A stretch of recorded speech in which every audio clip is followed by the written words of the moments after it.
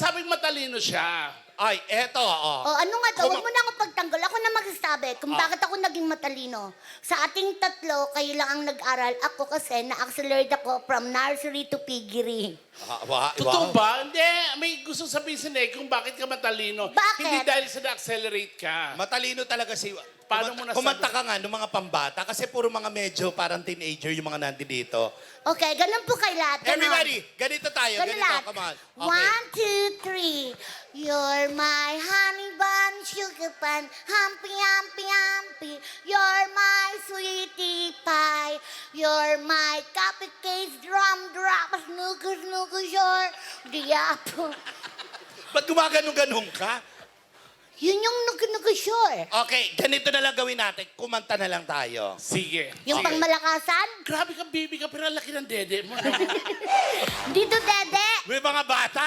Okay lang yan. Hindi walang naman masama. bastos dun eh. Oo, walang masama. Tsaka yung dede, yan ang ginagamit pag magiging masustansya yung bata. Kasi Tama, dun tama. dumidede. Tsaka- Ikaw ba nag-breastfeed ka dati? Pero hindi yan to dede. Ano ba yan? Sabi ng doktor ko, mayoma to. Totoo. Balaki nga na balaki. Totoo ba? Siya, Hindi, yung isang- siya talaga matalino.